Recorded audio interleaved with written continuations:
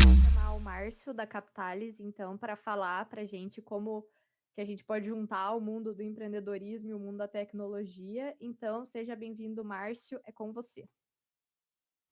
Muito obrigado, gente. Obrigado, Miriane. Obrigado a todo mundo que tá assistindo. Bom, fico lisonjeado aí pelo convite.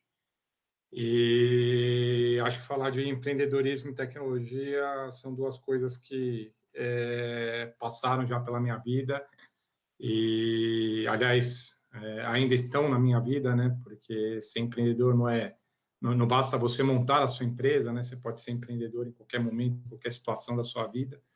Mas o empreendedorismo e tecnologia são coisas muito presentes na minha vida. Então, vou falar bem rapidamente de mim, antes de entrar diretamente no tema, tá?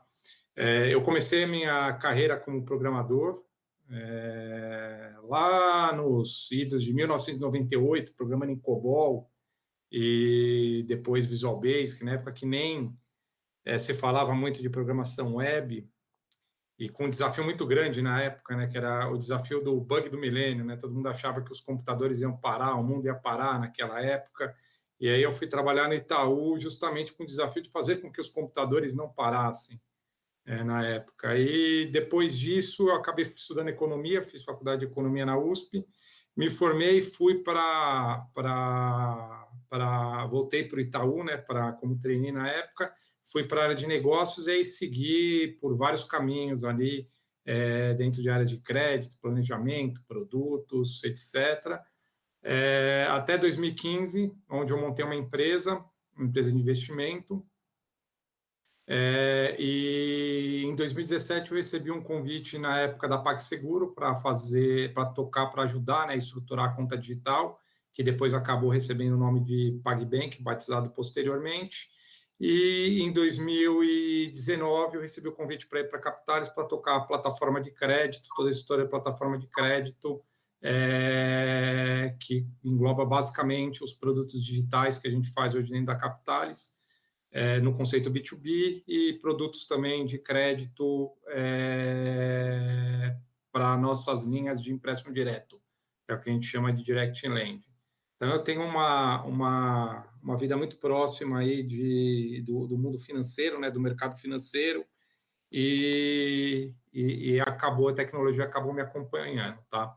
Eu vou separar mais ou menos em duas partes aqui essa apresentação. Eu vou falar numa parte um pouco sobre tecnologia, emprego de tecnologia e como que isso se liga diretamente com a questão do empreendedorismo, aqui no sentido principalmente de você querer montar um negócio, estar pensando em montar um negócio, mas são conceitos que são facilmente aplicáveis também se você está trabalhando numa empresa onde você está estruturando uma área ou você está estruturando algum tipo de projeto, tá?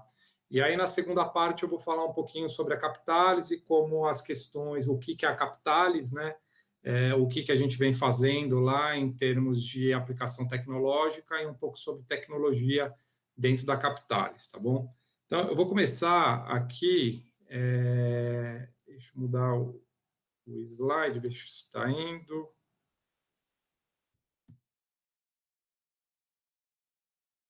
Acho que agora foi. Mudou o slide para vocês, certo? Bom, falando um pouco aqui dos idos, né, da tecnologia, né, acho que poucos aqui devem saber o que é isso. Eu realmente também só conheço isso por livro e no Google, né? Isso aqui é um cartão perfurado. Bom, quem tá estudando, acho que história da computação já deve ter visto isso, pelo menos numa apresentação de algum professor. Isso aqui era como se programava antigamente, se perfurando esses cartões aqui. Então, as empresas, basicamente, elas tinham servidores grande porte, na época IBM, basicamente, que fabricavam e se automatizavam as coisas através de cartão perfurado e, basicamente, utilizando um conceito de processamento chamado de processamento batch, né, processamento em lote.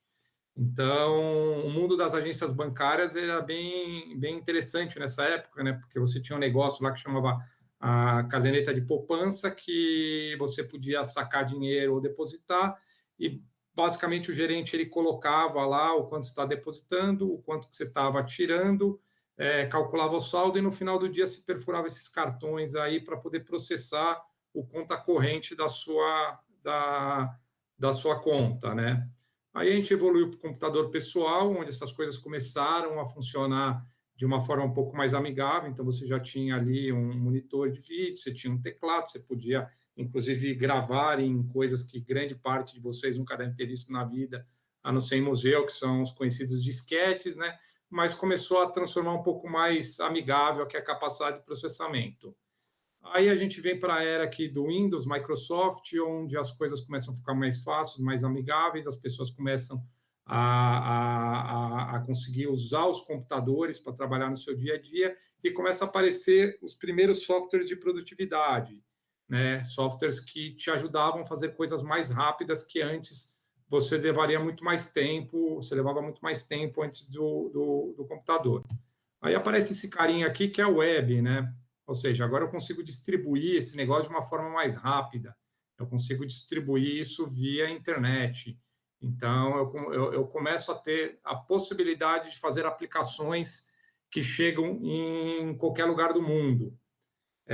E aí aparece esse cara, na verdade, representando um conjunto de caras aqui. Eu coloquei a Amazon aqui, mas nesse meio caminho aí aparece Facebook, aparece Google e etc. Depois, posteriormente, Netflix, que são empresas que, utilizando dessa capacidade agora que a tecnologia permite de você levar aplicações para muitas pessoas ao mesmo tempo, elas começam a deparar com problemas de estrutura que foram criados justamente por elas, pelo fato delas quererem chegar ou poderem chegar no maior conjunto de pessoas possíveis, né? E o advento dessas empresas é o que faz a grande mudança que a gente tem hoje em termos de tecnologia, né? Então, eu que vivi um lado da tecnologia ali muito mais empresarial e hoje vivo esse lado muito mais democrático da tecnologia, eu consegui acompanhar bem qual que foi essa mudança, né, de glamour, né? Porque hoje a tecnologia é acessível, ela basicamente ela faz parte daquele seu negócio, né? Porque para esses caras resolverem os problemas que eles mesmos estavam se deparando, eles começaram a criar soluções e vender essas soluções. Então, você não precisa, hoje em dia, mais ter um servidor que nem o Itaú precisava ter antigamente, né? O Itaú chegou a gastar quase que 20 bilhões, se eu não me engano, para montar um servidor, um data center em Mojimirim. Hoje em dia, você quer ter a sua empresa, você quer competir com o Itaú, você quer ser um Nubank, você pode usar uma AWS. Você não precisa comprar um servidor, né? E é até interessante, lá na Capitalis, apesar da Capitalis ser uma empresa recente, 2010, a gente tem um servidor ainda lá dentro, né? Hoje é um negócio meio que não é imaginável isso, né? Ninguém mais coloca servidores dentro da estrutura da empresa. Hoje você tem tudo em cloud, né? Você tem todos esses provedores de serviço. Junto com isso, vem uma série de tecnologias novas. Então, a Netflix ela precisava fazer streaming de vídeo para milhões e milhões de pessoas assistirem ao mesmo tempo. Você tem um problema tecnológico para resolver. Como que você resolve isso? Tentando desenvolver novas tecnologias que vão te resolver esse problema. E tudo isso criou uma enorme democratização de uso de tecnologia. Então, hoje você entra lá dentro da AWS, você tem ferramentas de tudo quanto é tipo. Você tem ferramentas de compliance, você tem ferramentas de OCR para documentos com uma capacidade de leitura lá e de diagramação e de entendimento do que está acontecendo de forma absurda. Você tem ferramentas, data science é um negócio que evoluiu bastante.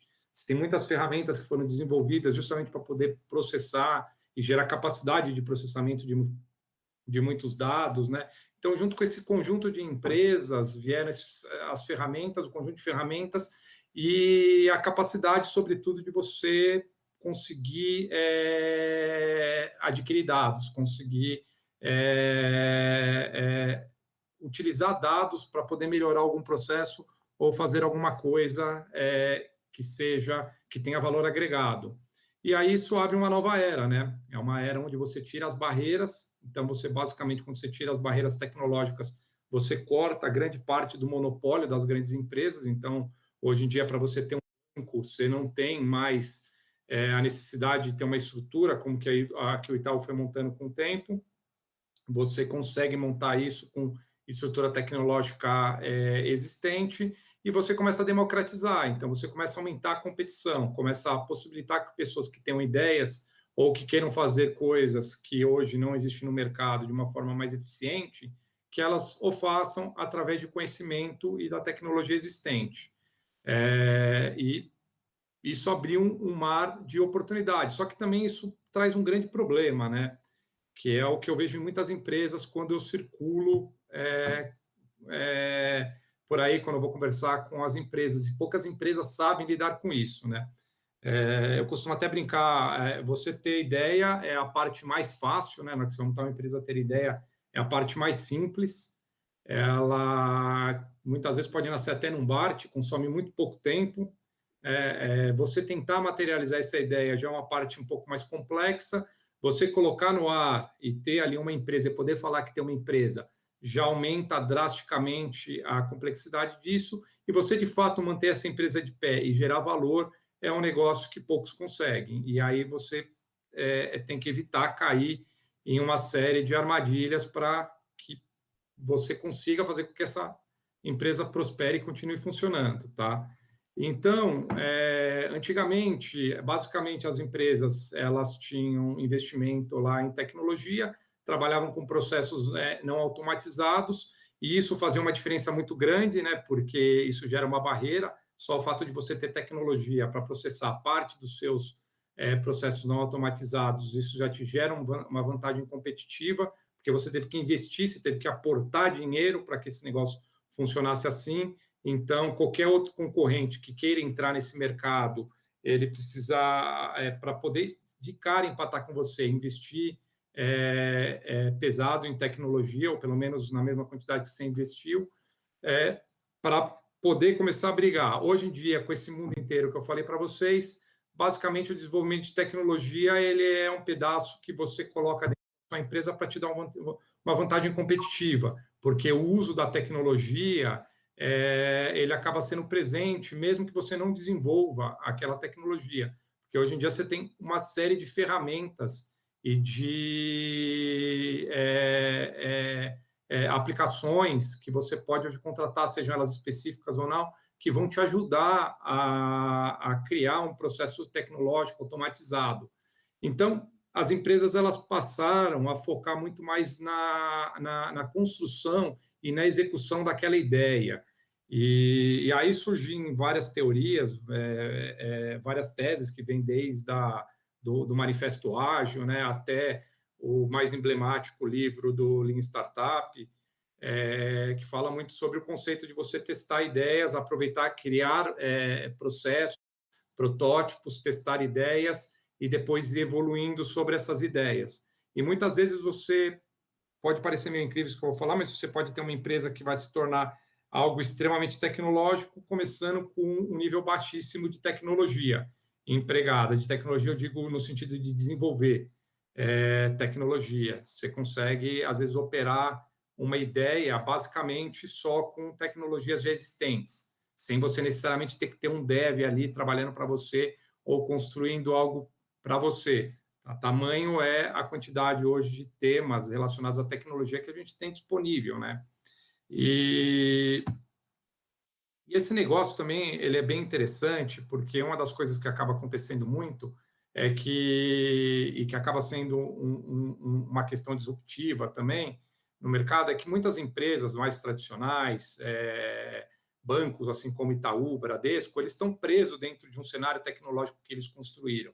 E você tem, fora desse cenário tecnológico construído, um mar de oportunidades, ali onde você consegue acelerar um monte de processos, você consegue, inclusive, evoluir mais rápido algumas questões em relação a um banco como Itaú, como o Bradesco, justamente por você aproveitar um cenário tecnológico que está muito mais evoluído e mais bem amparado do que todo aquele cenário tecnológico que essas empresas montaram. O Itaú, por exemplo, tem toda a estrutura deles operando dentro de mainframe, COBOL, DB2, processamento batch, todos rolando por lá, conceito de arquitetura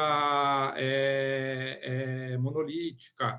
É muito difícil você conseguir fazer alguma implantação dentro de características cores desse banco, né?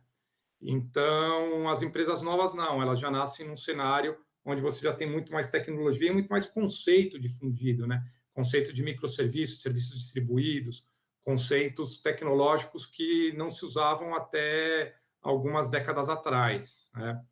E aí, qual que é a grande pergunta, né? Qual que é a grande questão, né? Assim, é por que desenvolver, né? Dado que hoje eu tenho tecnologia disponível, por que que eu tenho que desenvolver? Por que que naquele meu negócio faz sentido ou não desenvolver algo, tá? Então, basicamente, quando você enxerga alguma dessas características, você enxerga que você pode, através de algum desenvolvimento tecnológico, gerar um aumento de escala ou aumentar a capilaridade. Eu não consigo fazer um determinado produto chegar a determinado lugar, porque eu não tenho capilaridade, eu tenho algum tipo de barreira, ou eu não consigo fazer em quantidade, porque eu preciso de informatizar para poder escalar. Quando eu quero dar qualidade ou fazer algum tipo de diferenciação, e quando eu quero aumentar a eficiência, ou seja, é um negócio que todo mundo faz, mas eu quero fazer por menos, até para cobrar por menos, né? E aí um exemplo que reúne tudo isso daqui é isso daqui, é a reinvenção do guia quatro rodas, né?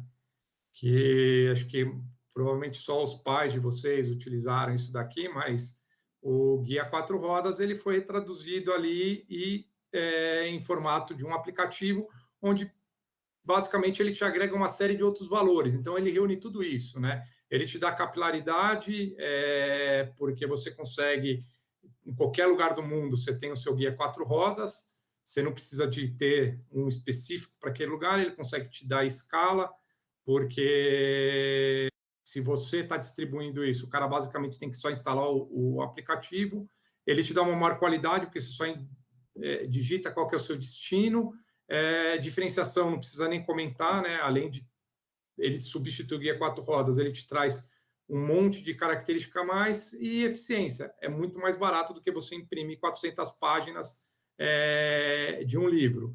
Então, o conceito de desenvolvimento ele tem que estar muito ligado com isso. Se você está pensando em desenvolver algo que você não vai resolver nada disso, no final do dia você não tem um produto, né? Ou você não tem um produto competitivo. Então, toda vez que for sentar para pensar na concepção de um produto ou até de uma empresa, eu quero montar uma empresa tecnológica com tal coisa, precisa se pensar em todas essas características, porque se você não tiver nenhum desses elementos, provavelmente você não tem um produto.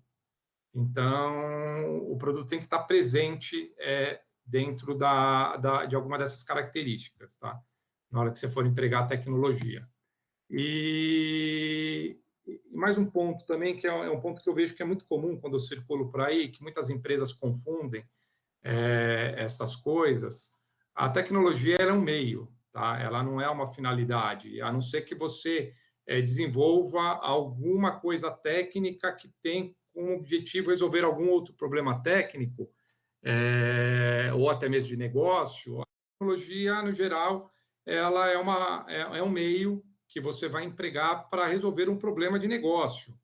Então, você tem basicamente uma ordem que você não pode subverter. Então, você tem um business, então você tem um desenho, então, eu pensei no negócio, eu acordei hoje, pensei numa coisa bacana que eu poderia montar, que é uma empresa, tal, então eu vou chegar lá, vou sentar no papel, eu vou, sei lá, vou fazer um business model canvas, vou começar a estressar, ver o tamanho do público, na sequência eu vou pensar no quê? Eu vou pensar nos processos, né? Você não tem um negócio, você não tem processos. As coisas elas funcionam dentro de uma ordem, dentro de uma cadeia. Então, pensei num negócio bacana que é fazer, sei lá, caderno. Qual que é o processo? O que que eu quero ter? Qual que é meu supply chain? Qual que é a minha cadeia ali de fornecedores? E depois eu vou propriamente para o desenvolvimento, tá? Então, eu preciso agora desenvolver, fazer com que esse negócio funcione. Então, quais são as tecnologias que eu tenho disponível para mim que eu posso utilizar? Quais são aquelas tecnologias que talvez eu tenha que desenvolver, que eu tenha que contratar um dev ou eu mesmo tenho que ir lá programar, fazer, que vai me trazer algum daqueles diferenciais ali para o meu negócio. né, que vai me trazer, seja uma eficiência aqui no processo. Então, eu pensei aqui no business que eu acho que eu consigo, por exemplo, fabricar gelo. Eu acho que eu consigo fabricar gelo muito mais barato do que os fabricantes tradicionais de gelo. Então, eu tenho ali um desenvolvimento tecnológico que está envolvido aqui com o meu processo. Então, eu vou conseguir, através disso, fazer um negócio melhor, tá? E aí tem um exemplo aqui que eu sempre gosto de dar, uma empresa que provavelmente todos vocês conhecem, Quinta Andar, é uma imobiliária digital, ela não tem loja diferente das imobiliárias tradicionais, ela não tem loja física. E qual que foi o business, né? O conceito de business que o cara que criou o Quinta Andar teve? A gente tem um problema grande no mercado brasileiro, ele é um problema regional, então observa que não é uma solução aqui que tem capilaridade absurda, ou seja, ela está restrita ao mercado brasileiro, né? Mas quem vai alugar um apartamento geralmente tem um problema, o cara precisa arrumar um fiador, isso é uma dor de cabeça enorme e tal. E aí qual que foi a grande ideia? Por que não ter uma imobiliária onde parte da taxa de administração eu converto em seguro de locação para aquele imóvel, né? E aí o cara sentou lá e falou, vamos tentar fazer esse negócio de pé. Pô, um seguro locação para imóvel é muito caro, mas se eu fizer isso daqui dentro de uma base restrita de clientes e pulverizando crédito, eu reduzo o risco disso na média, consigo reduzir o preço, será que esse treco para de pé? Então, vamos testar. E aí, o que eles fizeram? Eles sentaram com uma seguradora de menor porte, discutiram, passaram a ideia, os caras falaram, topamos testar. Testaram. Qual que foi o emprego de tecnologia que eles fizeram no MVP? Basicamente, somente aquilo que já existia no mercado. Subiram um site ali de locação ali no WordPress da vida, montaram todos os processos que eles precisavam ter ali para poder assinar, utilizando ferramentas que já existem no mercado, como o DocuSign, e qualquer outro tipo de ferramenta, montaram uma esteira de processos bem definidas, onde você tem o cara que vai visitar o imóvel com você, você tem o cara que vai te ajudar a preencher a documentação, o cara que vai aprovar. Então, eles montaram todo um processo muito bem definido e fizeram uma parceria com uma seguradora, colocaram no ar. Funcionou, funcionou. Aí a empresa passou a se constituir e aí ela começou a olhar para dentro do processo dela e olhar para todos aqueles itens e falar assim, ó, onde, se eu empregar tecnologia proprietária aqui, eu consigo melhorar, tanto em termos de capilaridade, como de eficiência, etc. e tal. E foi assim que surgiu a ideia. Então, o que eu vejo hoje muito é o contrário, né? A pessoa... Eu tinha até um grupo que eu participei, que eu entrei uma vez, quando eu tinha a minha empresa, lá minha empresa estava incubada numa incubadora que fica aqui em São Paulo, no CETEC, na USP. Tinha um grupo no Facebook, se não me engano, que chamava, acho que Startup Brasil, alguma coisa do tipo. E o que eu mais via lá nesse grupo era o cara falando assim, ó, eu tive uma ideia muito boa, eu preciso de um CTO para minha empresa, ou seja, ele precisava de alguém para poder implantar a ideia dele, né? Eu preciso de um CTO aqui para minha empresa para ajudar a colocar essa ideia e dou 15% do valor de uma empresa que não vale nada para atrair esse CTO, né? Então, ou seja, assim, o cara ele teve só uma ideia, ele não tem um business, não tem processo, não tem nada. Ele precisa do CTO por quê? Porque a ideia dele se eu arrumar alguém que consiga programar isso para mim, talvez eu tenha um produto. Isso é uma grande falácia, tá? Para você poder, o Quinto Andar hoje é uma empresa extremamente bem sucedida. Eu não sei se virou ou não no último aporte, mas estava para virar um unicórnio. E é uma empresa que começou com zero tecnologia proprietária. O MVP dela não demandou nenhuma tecnologia proprietária. Então, duas grandes falácias, assim, achar que eu sei desenvolver, aí eu olho lá para o Mark Zuckerberg e falo, pô, esse cara ficou rico porque ele fez o Facebook ali no quarto, eu vou pensar em alguma coisa aqui mirabolante, vou montar, vou colocar lá, vou publicar e vou sair, vou ficar rico. Cara, as chances são pequenas, tá? Talvez, acho que se você tiver o mesmo esforço para ir jogar na Mega Sena, você empate um pouco com as chances ali. E, ao mesmo tempo, também, eu tive uma ideia brilhante, tá, deixa eu atrás um CTO. As chances são zero, são pequenas de que isso aconteça. Por quê? Porque o processo de você empreender, de você criar algo, ele obrigatoriamente ele precisa passar por essas etapas aqui. Você precisa ter um business, precisa consolidar, precisa conversar com pessoas, você precisa testar isso, você precisa prototizar, você precisa definir processo, precisa fazer parcerias, você não consegue fazer nada sem parcerias. Aí depois você vai ter ali uma parte muito grande, talvez ou em paralelo, dependendo do caso, de desenvolvimento proprietário. Mas essas coisas elas não se anulam basicamente pelos extremos, tá? E ali dentro da Capitalis a gente tem um exemplo, depois se quiser checar também automático, que ele nasceu basicamente assim também, tá? A gente desenvolveu pouca coisa, na verdade, tecnologia proprietária, para testar uma ideia de ter um crédito fumaça, né? Que é um crédito que você vincula a cobrança, né? Das parcelas dos recebíveis de cartão. E basicamente a gente teve um processo assim e hoje a gente evoluiu dentro desse produto e vem evoluindo, na verdade, de uma plataforma de crédito, né? Ele deu origem à ideia que a Capitalis teve de implantar uma plataforma de crédito que é para poder conceder, transformar qualquer empresa numa empresa capaz de ter um crédito ou conceder um crédito dentro do seu portfólio de produtos. Tá? E aí uma parte que eu sempre gosto de falar, e por tudo que eu vivi, por tudo que eu já vi, né? Você tem assim, sempre os grandes equívocos aqui vinculados ao desenvolvimento, quando você está falando ali dentro de um produto, numa empresa, ou até mesmo na criação de uma empresa, né? Um que é sempre melhor construir todas as ferramentas em casa, né? Então, quem aqui é dev e está me ouvindo, né? Ele sempre tem aquela sensação de quem constrói, de que quando ele alguma coisa que um terceiro fez, que ele faria melhor, né? O problema é que talvez você possa até fazer melhor, mas a grande questão é que você querer construir tudo aquilo para você ter o melhor, não necessariamente vai implicar naqueles pontos que eu falei, de te dar melhor eficiência, maior capilaridade, melhor qualidade. Muitas vezes você tem que usar coisas que talvez você faria melhor, mas usar coisas de terceiros, porque isso é o melhor naquele momento do seu produto. Né? Então, construir, desenvolver, quando você está desenvolvendo sua empresa, está montando seu produto, desenvolver só o básico, tá? Só aquilo que vai ser o seu diferencial competitivo, só o core mesmo. Preciso mandar e-mail, existe MailChimp, existe 40 mil ferramentas de e-mail, você não precisa montar uma ferramenta de e-mail, e assim por diante. Tá? Existem inúmeras ferramentas que podem acoplar ali no seu produto e que pode te ajudar, inclusive, a testar. Tá? Então, voltando lá no exemplo da Quinta Andar. Quinta Andar, só usando aplicações de utilidade, sem ter desenvolvimento proprietário, montou um negócio de extremo sucesso.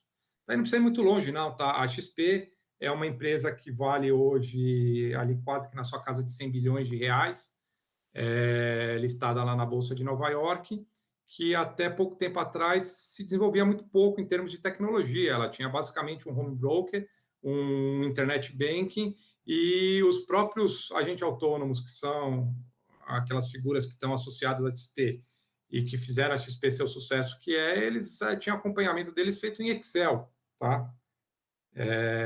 Que inclusive e provavelmente sempre será o melhor software de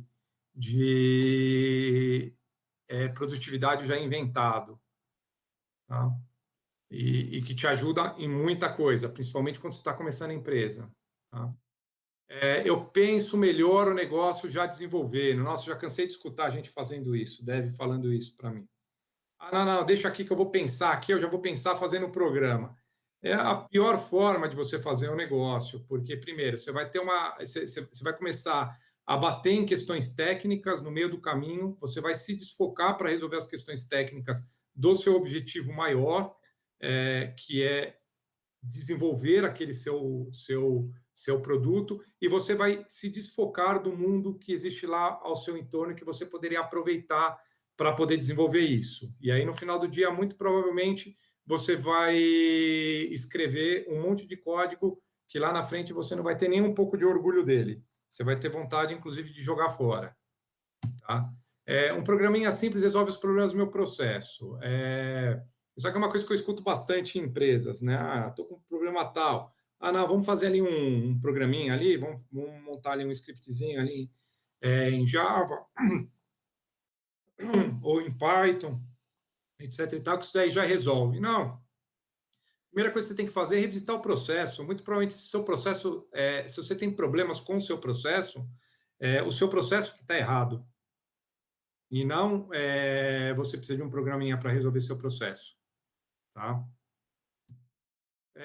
Isso é fundamental no MVP, né? Então, isso aí eu escuto, principalmente em empresas que não estão muito acostumadas, né, com o conceito ágil, né, empresas grandes, tem muito essa questão de falar, não, isso daqui tem que estar no MVP, isso aqui tem que estar no MVP. Pô, o próprio conceito de MVP é o mínimo viável, né, daquele produto. Então, eu não tenho que desenvolver tudo nesse MVP. Eu tenho que fazer funcionar. Assim, no momento que ele está funcionando, ele é o MVP. Aí depois, a evolução dele vai fazer com que eu gere mais escalabilidade, eu gere outras coisas, mas eu não preciso ter, muitas vezes, por exemplo, um front. Eu quero testar alguma coisa que não depende necessariamente de uma interação com o cliente.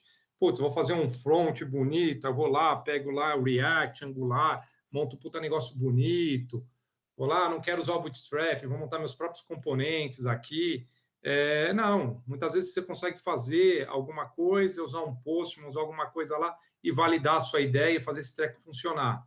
E ir embora. Tá? E mais uma vez, tá?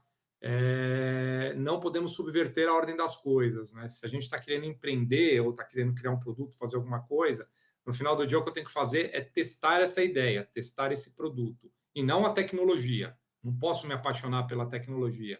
Tá? Eu vejo muito desse tipo de falácia rodando em grupos, né, de discussões técnicas, né? O cara falando assim, pô, o cara está construindo a startup dele em Ruby on Rails. Pô, todo mundo sabe que não é escalável. Cara, o Airbnb fez os primeiros milhões em Ruby on Rails. E daí? Jogou fora depois. Daí?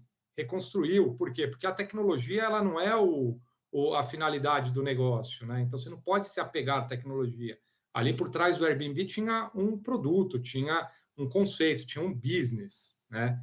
E não simplesmente um dev que foi lá e codou em Ruby Rails uma plataforma de anúncio de imóveis. Então, esse tipo de falácia que é o que acaba matando muitas vezes a empresa e acaba também gerando o efeito Dunning-Kruger nas pessoas, né? Cara, eu sou um puta dev, sei programar, pô, eu monto melhor isso daqui do que esse cara, né? É só eu entrar lá, montar, tive uma ideia, vou competir com o iFood. Não vai, você vai quebrar a cara, porque aquele business não é simplesmente um sistema, ele é muito mais que isso, é um negócio, um business model que está por trás. Tá? E aí tem essa outra aqui também que eu adoro, né, que está relacionada com a do processo, né, se automatizar, diminuir os erros. Se você automatizar, provavelmente você vai ter erros mais rápidos. Né? Você quer reduzir erros, você tem que melhorar o processo. Vou pensar numa tecnologia que seja perene, que foi até esse exemplo que eu dei do Ruby Rails. Não tem tecnologia perene. Muitas vezes você vai ter que jogar fora muito do que você construiu. E você vai ter que se reinventar. Eu trabalhei durante 2 anos lá na PagSeguro, e a PagSeguro, basicamente, ela surgiu da compra de uma empresa chamada BRPay, jogaram todo o código fora, refizeram todo um código. Eu estava lá na PagSeguro, a gente já estava refazendo toda a plataforma de código da PagSeguro inteira pela 3ª vez. E o business está de pé. Basicamente, o código que existia lá 10 anos atrás já não existia mais nada. Né? Então, não existe isso de uma tecnologia perene. Você consegue evoluir, assim como você consegue jogar muitas coisas fora, refatorar muitas coisas e ir evoluindo com o negócio. O que existe é processo mal feito e tecnologia empregada nesse processo mal feito. E muitas vezes assim não pode nem chamar de mal feito, às vezes depende da circunstância. Então, você pega, por exemplo, o banco, o Itaú. O Itaú ele tem um problema enorme no core bank dele. Ele tem desenvolver um core bank monolítico com regras de negócio, e hoje ele não consegue quebrar aquilo. Aquilo é muito caro para quebrar. Né? Então, ali não é um problema da tecnologia empregada, não tem nada a ver com COBOL, seja lá o que for. Tem a ver com o processo de construção. Tá? E aqui, para passar rápido, para poder entrar na Capitalis e abrir para as perguntas, né, o que é fundamental, tá? ter um plano antes de construir, que é um pouco que eu tinha falado lá, fazer um business model canvas, pesquisa, etc. Na hora que você vai empreender ou montar um produto na sua empresa ou teve alguma ideia, né? Prototipar, isso daqui é bem interessante também. Eu lembro quando eu estava lá na PagSeguro, o Santander tinha lançado uma pulseirinha, né, que era NFC, que você encostava no terminal para poder pagar. O pessoal lá de uma área chamada Beta, lá na PagSeguro, foi prototipar. Então, eles fizeram um negócio extremamente simples lá para prototipar, para ver qual era o nível de aderência, e eles viram que isso não tinha aderência alguma com o público, mataram na hora esse projeto, sem a gente ter que gastar R$1 no projeto. Tem muitas empresas que não prototipam e depois jogam fora o produto. Tá? Encontrar parceiros adequados, você não vai conseguir fazer tudo sozinho. Saber vender, para quem, quando e como. Só um bom dev não resolve nada, e só um bom vendedor também não resolve nada. Tá? Então, você precisa ter produtos e pessoas que te ajudem a vender. Tá? E a melhor stack é aquela que você sabe. Tá? Então, se você está começando uma empresa, não tem que ficar ali sentando ali. Você tem que lembrar que você está no negócio, né? Você está tentando montar um negócio. Se você sabe Ruby on Rails, se você sabe, sei lá, Java, whatever, cara, faça teste naquilo que você sabe, se você quer desenvolver, você mesmo quer desenvolver. Ou se você conhece, ou se você tem as pessoas que têm as capacidades. Não adianta querer ficar estudando, não, porque eu já tenho que pensar que isso aqui tem que ser uma estrutura de serviço distribuído, porque eu vi lá na aula do professor X que isso é muito importante. Não, aqui você não está empregando tecnologia para resolver um problema tecnológico. A não ser que você está querendo resolver um problema da Netflix, né? Cada caso é um caso, mas pensando num business que não é um business técnico, qualquer uma vai te ajudar a dar o primeiro passo, tá? E você tem que saber o que eu falei lá, tem que saber a hora de jogar fora. Tem hora que você vai ter que jogar fora, e você tem que sempre saber essa hora e acompanhar isso, tá? E aí, falando um pouco sobre a Capitalis, tá? A Capitalis era uma empresa de crédito, basicamente, ela surgiu de um conceito de gestão de fundos de direitos creditórios, tá? Hoje a gente tem 2 fundos no mercado, o Panorama e o Orion, que são já há alguns anos eleitos os melhores fundos de crédito privado do Brasil, e ela foi crescendo com o tempo, com o objetivo de a gente mesmo originar nossos próprios créditos, e cada vez mais que a gente foi criando produtos, originando os créditos, a gente começou a ter aquelas mesmas dificuldades e as mesmas necessidades de dar escala, capilaridade, de poder chegar, fazer um negócio diferente, da qualidade, e aí foi se empregando tecnologia dentro da estrutura da Capitalis para a gente conseguir chegar no nosso objetivo. Tá? Então, hoje a gente tem cerca de 7 bilhões de ativos sob gestão, dentro da Capitalis, mais ou menos esse número que está desatualizado, a gente já está com 180 profissionais, tá? E 60 bi já investimentos em ativos de crédito já passaram pela Capitalis, tá? A gente trabalha com conceitos de B2B, então hoje temos clientes importantes lá dentro, como Mercado Pago, PayPal, recentemente a gente fechou com Sul América, e entre vários outros que a gente opera crédito com eles, e a gente desenvolveu um negócio, uma estrutura de plataforma de crédito, né? Porque no final do dia você pode ter N tipos de produto, um produto de crédito com garantia imobiliária, um produto de crédito para financiar um automóvel, um crédito rotativo, um crédito para financiar uma pessoa jurídica, capital de giro, seja lá o que for, eles têm basicamente sempre a mesma natureza. Então, dentro de todas as etapas da concessão de processo de crédito, essas coisas elas mudam com algumas nuances, né? Então, foi daí que surgiu a necessidade e a ideia de a gente fazer uma plataforma, que é para tornar a gente capaz de criar produtos de crédito dentro do contexto de cada um dos nossos clientes. Então, por exemplo, eu quero fazer uma parceria com o RP e eu quero ter um produto de crédito lá e aproveitar essa estrutura que esse cara tem. A gente tem a plataforma justamente para isso, que é uma plataforma flexível. Tá? Aqui eu vou pular um pouco, aqui é um pouco de exemplos de, por exemplo, relatórios, né, que a gente gera, e aí, por incrível que pareça, tudo isso daqui, nada é tecnologia proprietária, a gente simplesmente tem os dados e utiliza tecnologias de terceiros, como Power BI, Metabase, etc., mas tudo isso ligados às nossas ferramentas. A gente tem uma estrutura de BPO também dentro da Capitalis, que acho que eu passei aqui, que essa daqui é uma estrutura de BPO também, então tem toda uma parte ali de acompanhamento das operações, né, de processos que hoje não dão para ser, não conseguimos fazer de forma totalmente automatizada. Estamos interligados com diversos bancos, diversos parceiros. Temos uma estrutura muito forte de risco, tá, de análise de risco. Então, a gente tem uma área de data science, uma área de analytics lá, só para a gente poder desenhar modelos, construir modelos baseados nos dados disponíveis para risco operacional, risco de performance, risco de crédito. Aqui um pouco dos nossos clientes que eu comentei com vocês, tá? E aqui um pouco das tecnologias, tá? Obviamente isso aqui não é exaustivo, mas um pouco das tecnologias que a gente usa hoje na Capitalis. Basicamente, toda a nossa plataforma está dentro da AWS. A gente utiliza uma série de conceitos lá, Docker, etc., dentro do nosso processo de construção. Na parte ali de desenvolvimento, basicamente a gente usa Python, PHP, Clojure e React, alguns bancos de dados que a gente usa e algumas ferramentas de ciência de dados, tá bom?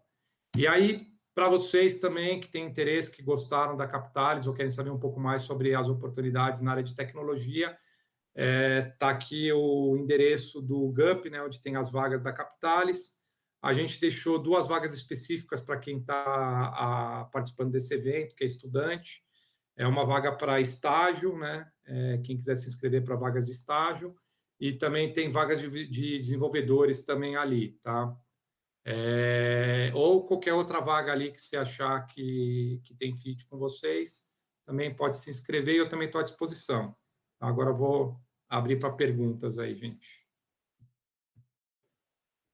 Muito obrigada, Márcio. Tivemos algumas perguntas aqui no meio do caminho. Vou começar a perguntá-las aqui para você, que... Calma aí. Uma delas foi... Então, necessariamente, um produto tem que ter essas 5 características? Na verdade, ele não precisa ter as 5, deve estar falando sobre o problema que eu quero resolver, né? Ele não tem que ter as 5 características, ele precisa resolver pelo menos alguma, senão não faz sentido eu ter o produto. Eu tenho que resolver um problema de eficiência, sei lá, meu custo é muito alto, eu vou desenvolver para reduzir custo, estou resolvendo uma, eficiência. Eu não consigo chegar com o meu produto em outros lugares, porque eu tenho uma barreira geográfica, então eu posso criar, desenvolver algo que resolve uma barreira de capilaridade, por exemplo. E você tem produtos, como, por exemplo, o caso do Waze, que resolve quase todos aqueles problemas, né? Mas para você ter um produto, se você está pensando em montar uma empresa, um produto, e você não resolve nenhum daqueles 5 itens, você não tem um produto. Ele tem que se prestar a resolver pelo menos algum daqueles, tá? Perfeito. Tem justamente, acho que você comentou de novo, e o que é a capilaridade nesse contexto? Caio Brandini perguntou aqui. A capilaridade aqui é no conceito de eu conseguir chegar em mais lugares ao mesmo tempo. Então, por exemplo, o Facebook tem uma capilaridade mundial, eu chego em qualquer lugar no Facebook. A minha plataforma de crédito está limitada ao Brasil, eu não consigo sair do Brasil. O quinto andar, por exemplo, ele depende do corretor, então a capilaridade dele depende de onde ele tem corretor. Então, ele está em São Paulo, Rio, BH, ele não tem um produto que pode ser usado no Amazonas nesse momento. Por quê? Porque ele depende de um corretor que tem que estar presente lá. Então, a capilaridade é basicamente isso. Então, quando você fala, por exemplo, lá do guia 4 rodas, qual que é o problema de capilaridade que ele resolve? Antigamente, você precisava vender guia 4 rodas na banca de jornal. Então, para você ter capilaridade em todos os lugares, você precisava necessariamente ter uma banca de jornal. Quando eu coloco ele no formato de app, basta que alguém tenha acesso àquele aplicativo e instale. E ele passou a acessar, você aumentou a capilaridade do produto. Entendi. E depois dessa pergunta, teve logo outra perguntando o que é RP? RP? É. Deixa eu voltar aqui na apresentação. Entender aqui, porque pode ser várias coisas.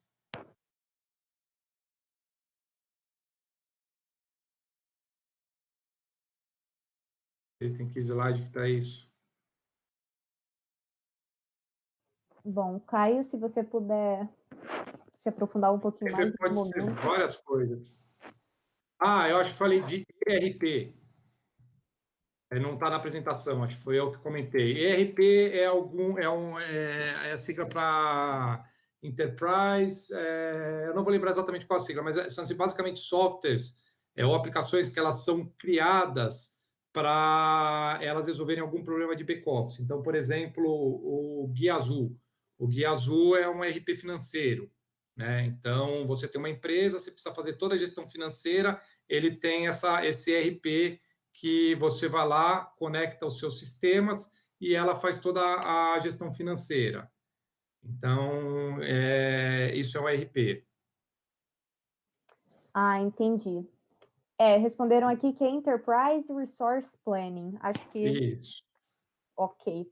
O Thales Lopes perguntou: tem como você se aprofundar mais no começo da sua carreira? Como foi trabalhar no Itaú e como foi a transição para o empreendedorismo? Bom, trabalhar no Itaú foi muito bom, tá? Eu vim, na verdade, eu fiz curso técnico de processamento de dados e eu fui trabalhar no Itaú porque eu sabia programar em COBOL na época, então eles me convidaram, eles precisavam de programador COBOL. É uma empresa extremamente interessante e acho que ajudou a me formar muito na minha carreira, tá? E eu trabalhei por 2 vezes, na verdade, no Itaú, tá? Porque eu saí em 2001 e depois eu prestei concurso, programa de trainee, eu passei no Itaú de novo e eu voltei para o Itaú, só que na área de crédito. Aí olhando mais para a parte mesmo de negócios. E o Itaú é uma escola, mas é o que eu brinco, eu tive já os 2 momentos, né? Eu saí do Itaú, depois eu fui empreender, e aí depois eu fui para a PagSeguro, que basicamente foi empreender, porque eu fui para montar um negócio do zero, que não existia na PagSeguro, né? E eu brinco que é mais ou menos que nem quando você mora com seus pais, né? No Itaú, quando você mora com seu pai, a roupa aparece passada na sua gaveta, a toalha aparece ali bonitinho, né? Eu, por exemplo, quando eu cuidava da carteira de cheque especial do Itaú, eu não tinha que me preocupar como que era o meu custo de funding da minha operação. Eu sabia que ia ter sempre dinheiro lá para eu poder emprestar, né? Agora, isso não é uma realidade de uma empresa, por exemplo, como a PagSeguro, né? Então, é como se você fosse morar sozinho, né? Aí você tem que aprender também o dark side, você tem que começar ali do zero, né? E empreender é idem. Você tem que saber ali lidar ali com o dark side. Mas, assim, é um movimento interessante, tá? É um movimento que eu não me arrependo. Me deu bastante, acho que bagagem para depois eu conseguir empreender e conseguir entender também o mundo fora uma empresa grande. Mas também tem aquele negócio de empresa grande, né? Você tem que ficar se reinventando ali, porque senão a empresa não vai te entregar tudo, né? É um trabalho um pouco mais repetitivo. Seus dias são mais iguais, assim, né? Diferente de quando você está numa startup ou você está numa empresa que está em crescimento ou você montou sua própria empresa, né? E tem um lado bom, né? Você já começa ganhando bem, né? Na carreira. O importante acho que é dar a cara a bater e ir em frente, né? Então. Bom, teve aqui outra pergunta do Caio falando: você acha que os grandes bancos poderão perder relevância no futuro por terem essa dificuldade em introduzir novas tecnologias devido à antiguidade do código, arquitetura, etc? Esse é um negócio que eu sempre gosto desse tema. Outro dia eu fiz uma reunião com vários gestores da XP e eles me falaram isso, fizeram uma pergunta parecida, né? E na minha concepção, eu que vivi o mundo financeiro sempre, né? E conheço muito bem também as estruturas dos bancos, né? Principalmente do Itaú. É uma grande falácia, na verdade, você achar que a estrutura tecnológica do banco hoje vai limitar o crescimento dele, né? Os bancos hoje eles estão blindados por uma estrutura muito maior do que a estrutura tecnológica deles, né?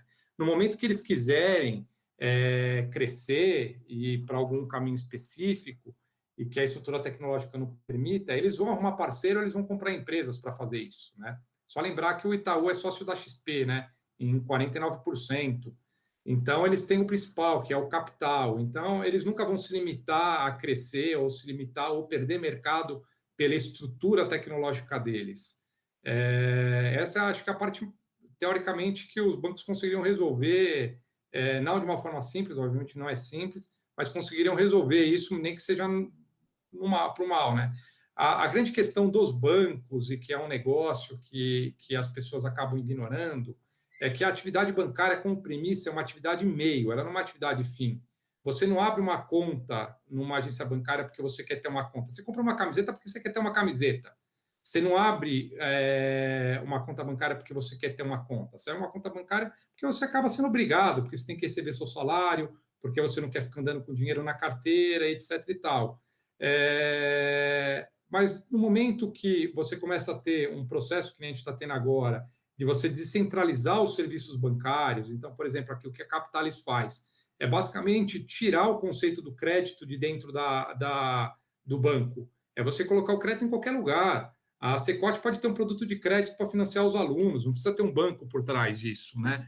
Então, quando você começa a ter startups que começam a criar esses conceitos de desintermediar as atividades financeiras, é nesse momento que você começa a deixar os bancos inúteis. Por quê? Porque você não precisa de ir mais para o banco para você fazer aquilo. Você não precisa, você não tem mais a necessidade de ter um banco. Inclusive, desde que eu fui trabalhar na PagSeguro, acredite, eu não tenho mais conta bancária. Eu vivo sem conta bancária, tá? Eu não tenho uma conta bancária. Hoje, para vocês terem uma ideia, eu recebo meu salário na Nuconta. E por quê? Porque a atividade bancária, na verdade, é uma atividade meio, né? Então, o que vai acabar tirando o poder dos bancos, obviamente, os bancos eles têm uma capacidade grande de se reinventar e talvez eles consigam se reinventar, mas o que vai tirar o poder dos bancos é justamente esse processo contínuo de desintermediação do serviço financeiro.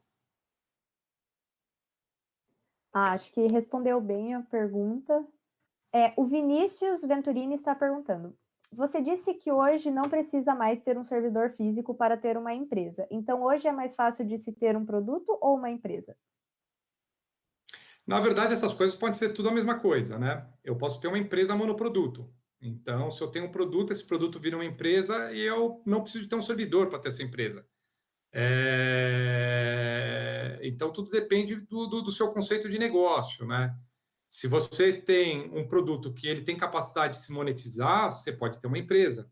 Então, ele pode estar dentro de uma empresa e você acaba transformando isso numa empresa que tem um produto que pode evoluir para vários produtos e sem precisar ter um servidor, né? Aliás, você não precisa de um servidor para mais nada hoje em dia. Se você quiser fazer uma aplicação para rodar uma coisa no seu micro, no schedule do seu micro, e você não quer deixar esse treco no seu micro, porque você quer poder acessar isso de qualquer lugar, você vai lá e utiliza o serviço lá que era o antigo Cloud9 esqueci o nome da empresa lá, que a AWS comprou. E você monta toda lá a sua estrutura, você não precisa nem de micro para poder programar, né? Então, a grande verdade é essa, né? Aquele conceito antigo, né, do cara ter como uma barreira tecnológica um servidor, por exemplo, o Itaú investiu, se não me engano, 20 bilhões para montar um data center em Mojimirim. Isso, para o Nubank, por exemplo, não quer dizer nada. O Nubank nunca vai investir 1 bilhão sequer para montar um data center. Ele não precisa disso. Ótimo. A galera estava discutindo aqui no chat, eu acho que chegaram nessa mesma conclusão de que o cloud computing, né, que está abrindo muitas portas, né, para não precisar ter um servidor físico mesmo. Aqui a Isabela perguntou: por quanto tempo o processo seletivo vai ficar aberto? Nossos processos eles ficam abertos ad eterno. A gente sempre está, porque a gente está crescendo muito, a gente sempre está precisando de gente boa, então a gente deixa aberto sempre os processos. A não ser que seja uma vaga muito específica, mas para as vagas geralmente de tecnologia eles ficam sempre abertos. Entendi. É naquele link lá mesmo que você mandou, Isso, né? a gente abriu duas ali para o Secote, que era para alguém que se interessou aqui e quiser conversar com a gente. É só se inscrever lá que a gente vai chamar todo mundo para conversar. Ó, gente, então já fica aí a dica. Mas se inscreve por aquelas vagas que tem escrito Secote. Lá. Tá, tem um exclusivo mesmo. A gente criou duas vagas lá que está com Secote no nome, que é justamente para o pessoal que está assistindo, que tiver interesse de conversar com a gente, se inscrever lá. Ah, perfeito. Acho que já fica aí, então, a dica, galera. Por enquanto, a gente não está tendo mais perguntas, mas já gostaria de agradecer desde já a palestra, porque é um tema que não parece que tem, assim, você fica, nossa, um empreendedor, tecnologia, mas na verdade tem tudo a ver, né, por dentro. Então, muito interessante. Surgiu uma aqui. O Caio perguntou: existem riscos em utilizar bancos novos como o Nubank? Vi que eles tiveram prejuízos grandes por causa da pandemia. Na verdade é o seguinte, o mercado bancário brasileiro é extremamente regulado, tá? O Nubank, ele é uma financeira, tá? Ele é regulado como financeiro.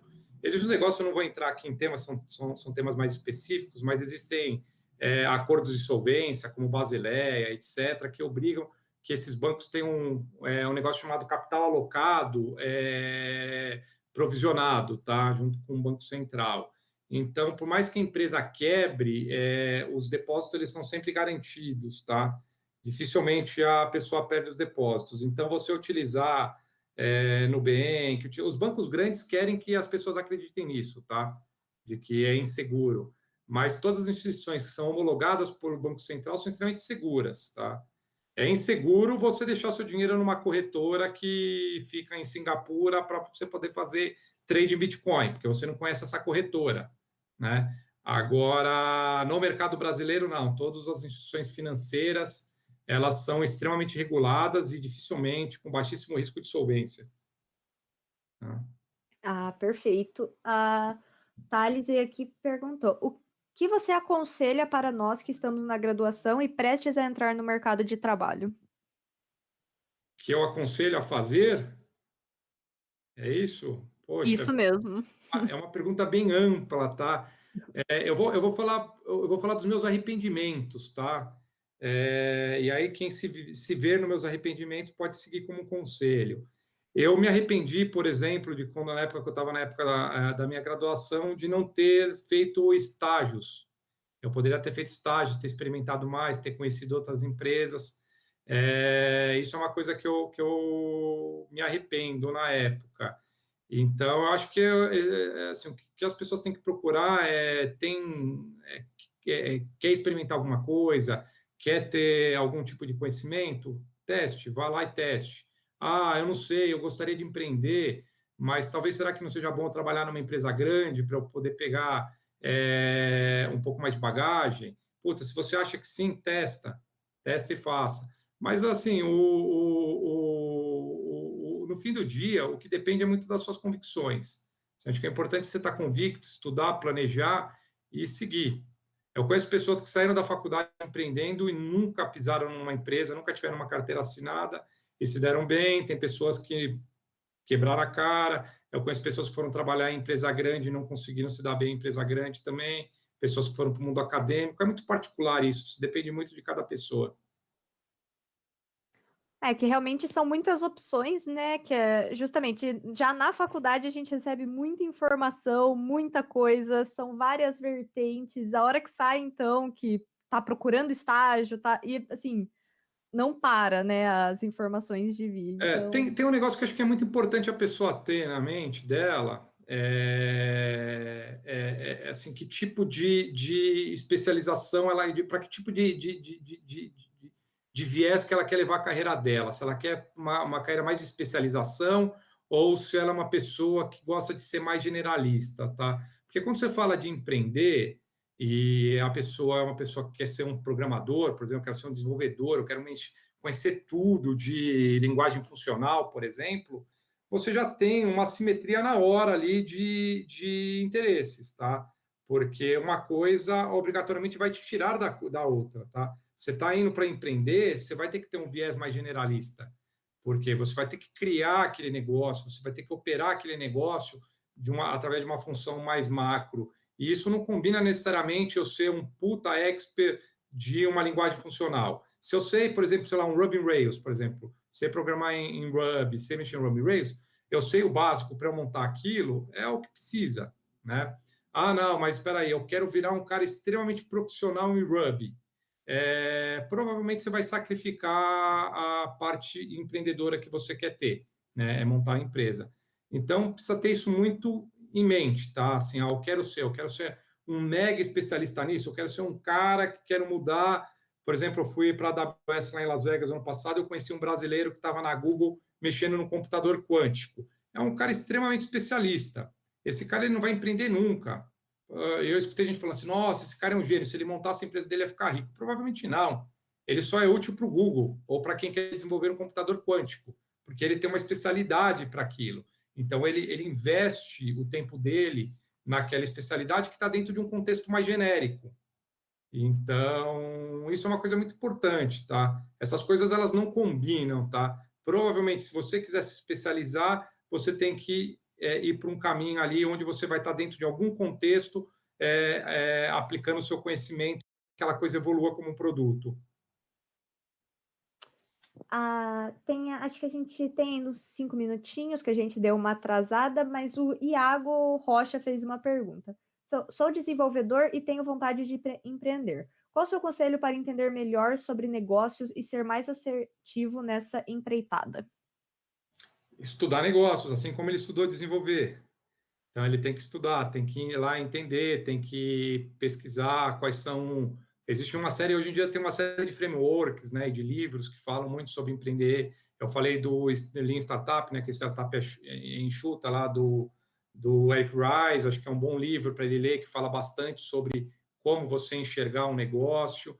Ele precisa entender desse negócio que ele está fazendo. Eu quero fazer um negócio no ramo de educação, seja lá qual for, tem que entender, tem que ir lá, tem que estudar, tem que pesquisar mercado, entender como essas coisas funcionam. Existem exercícios bacanas para você poder ver se você está entendendo mesmo. Um dos que eu citei lá é você fazer um Business Model Canvas, que você vai ser obrigado a passar por uma série de perguntas para ver se você entende mesmo daquele negócio que você está querendo montar. Então, tem uma série de exercícios, mas tem que estudar, tem que ler, tem bastante curso, bastante livro, bastante exercício aí que fala sobre isso. E, sobretudo, precisa conhecer do negócio. Não adianta você querer montar uma startup, que é o ponto que eu falei. Conheço muito de tecnologia. Pô, tá legal, você é um cara que conhece muito de tecnologia. É só isso. Ah, eu quero aproveitar isso para poder montar um produto ou poder empreender. Vá conhecer o que você não conhece. Ou então, aproveite algo que você já conheça bem, para tentar desenvolver e resolver um problema daquilo. Acho que, Iago, espero ter respondido sua pergunta. Bom, só, galera, não se esqueçam de confirmar a saída da palestra lá no site. Se você confirmou a entrada, você confirma a saída agora para conseguir o seu certificado. Bom, Márcio, eu acho que era esse o tempo que a gente tinha para hoje. Se quiserem dar mais algum recado pela Capitalis, alguma coisa que você quiser falar, fique à vontade. Não, agora só espero o pessoal lá via o site da GUP lá.